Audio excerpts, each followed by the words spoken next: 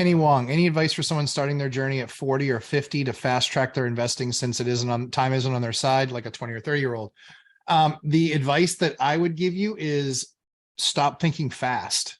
Yeah, it's not fast. There's nothing fast about it. In fact, if you think fast, the first 5 years, you're going to be miserable, absolutely miserable. Because it's like, I'm not going fast enough. I'm not doing enough. I'm not acquiring enough.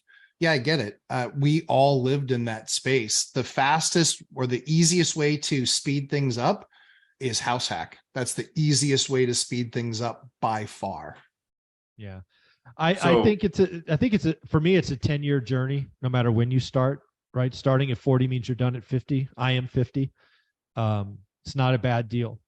The first 5 years are going to be slow. Sorry, Dion, I cut you off. Oh, no, you're good. For Kenny, I'm not disagreeing with Matt when I take this contrarian view when he says, don't think fast. I want you to think super fast, and fast is 10 years. Yeah. Right. Yeah. Fair enough. The point of the question, right? So I'm agreeing with Matt. Look at the teacher. The teacher comes in with the mic drop. You don't have the decades that the 20 or 30-year-old is. I made it to 40 without ever having $1,000 in the bank. Single parent with 3 kids, started with a lot of bad debt.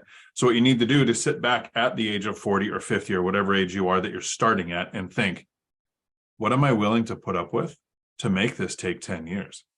And in most cases, as much as you're not going to want to hear it that late in life with probably already having a family and roots and the community that you like to live in, it's going to be a house hack.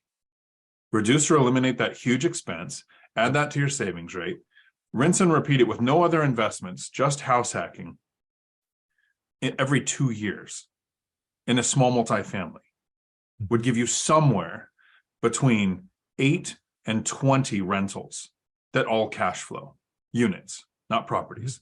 Units, yeah. Yep. So 10 years to financial freedom will happen and I'm on my third, not because I have to, just because this is where I wanted to live, house hack. I only house hacked twice. So depending on how much bad debt you're starting with or not starting with and what your income is, that 5 to 10 year timeline can happen if you put house hacking in there. If you skip that, that's where the 20 or 30-year-old has the advantage because compound interest, compound cash flow streams, that where Zuber says this often, the one thing he wished he had in his strategy was house hacking. It would have sped things up probably 5 years. Oh, at least. Yeah. So what are you willing to put up with and put your family through? And just most people in the back of their mind think, oh, my family would never do that. My kids were excited. So we lived in a house on a lake with tennis courts and basketball courts and boat launch and all these things. And they were like, wait, we get to move to an apartment complex where there's a bunch of other kids we could play with. And I get to go to a new school and be the new kid. Until you have the conversation, you might not know what your family's willing to do too.